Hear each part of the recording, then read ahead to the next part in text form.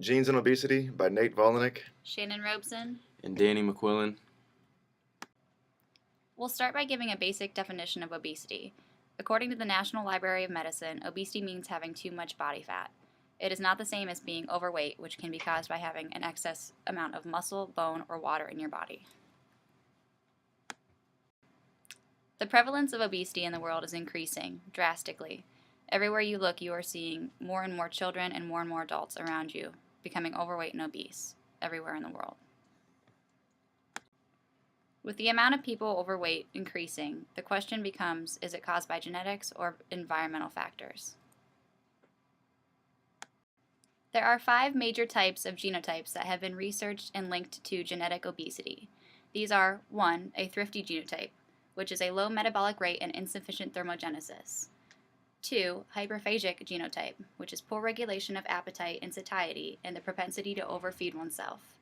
3. A sedens genotype, which is propensity to be a couch potato or physically inactive. 4. A low lipid oxidation genotype, which is the propensity to be a low lipid oxidizer. And 5. The adipogenesis genotype, which is the ability to expand complement of adipocytes and high lipid storage capacity to gaining weight. Environmental factors that lead to obesity are things that we tend to overlook, like the use of vehicles to get to and from work, the use of elevators to go upstairs, video games that consume much of our time with our family and friends, and fast food on every corner. This slide shows us the signs, symptoms, and intensity of the obesity epidemic.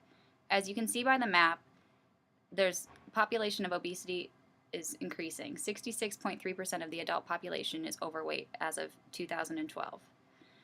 Signs of the obesity epidemic include high BMI, high waist circumference, lack of motivation, or a sedentary lifestyle. Symptoms would include increased risk of CVD, hypertension, heart failure, and diabetes.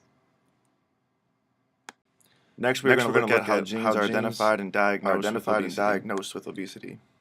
The FTO gene is found through gene screening. Although the small effect sizes of obesity variants identified in genome-wide association studies currently preclude their utility in clinical settings, screening for a number of monogenic obesity variants is now possible. Such regular screening will provide more informed prognosis and help in the identification of at-risk individuals who could benefit from early intervention and evaluation of the outcomes of current obesity treatments and in personalization of clinical management of obesity. This shows current advances in obesity genetics and discusses the future of research in this field and the potential relevance to personalized obesity therapy. Genetic testing for obesity does not discourage people from trying to lose weight. Instead, it may help reduce how much they blame themselves for their weight problems. Among experts, there's debate about how people will react to getting results of the FTO genetic test. Some believe that such knowledge would help motivate people to manage their weight, while others think it would make people feel that there is nothing they could do about their weight. Here are a few ways about managing and treating your obesity. The most popular way about managing your obesity is go through a weight loss program. There are 3 phases to be successful in a weight loss program, and these include the preclusion phase, which is as simple as introducing yourself to a program. The weight loss phase, which is where you start pursuing your goals and actively start losing weight. And then the maintenance phase, which conceivably lasts for the rest of the patient's life, but ideally lasts for 1 year. Although there is no set treatment for obesity, it really just takes a lifestyle makeover. And this can include of self-monitoring of caloric intake, participating in physical activity, but also setting goals that are achievable and that will help motivate you to keep losing weight. Also, stimulus control your bad habits. Always think that you rule your body doesn't rule you. Non-food rewards. These are things as once you achieve a goal, don't go out and eat something that usually used to make you happy. Instead, do something positive, such as going on a walk or riding a bike or something. Relapse prevention. Always find new ways to challenge yourself and keep you trying to strive for the next level. Some education to promote awareness. Obesity is not exclusively caused by our genes. If that were the case, then only obese parents would produce obese children. But Obese individuals aren't the only ones reproducing, yet obesity is rising, which means the genes aren't the only factor. Obesity is influenced by multiple genetic factors and environmental factors.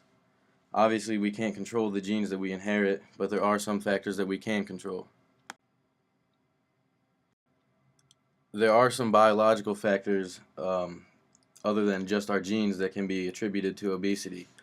Our prenatal influences, for example, the mother's smoking habits, her weight gain during pregnancy, and the regulation of her blood sugar levels throughout her pregnancy.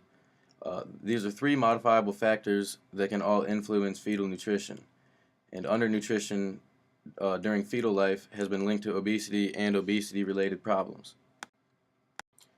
As we've learned in class, obesity can lead to hypertension, stroke, heart disease, hyperlipidemia, diabetes, osteoarthritis, mood disorders, sleep disorders, eating disorders, gallbladder disease, and even some cancers. All of these factors can also be influenced by the nutrition that we receive during our fetal life. So the education to promote awareness really just comes down to basic nutrition and proper amounts of exercise. There are many societal impacts that can be attributed to obesity. Occupational impacts, economic impacts, and psychological impacts. As far as occupational impacts, you would assume that obese individuals are less inclined to be successful at their jobs, especially if their jobs require physical effort. So with the example of this picture of the fat cop, you would assume that a fit cop would be more inclined to be successful.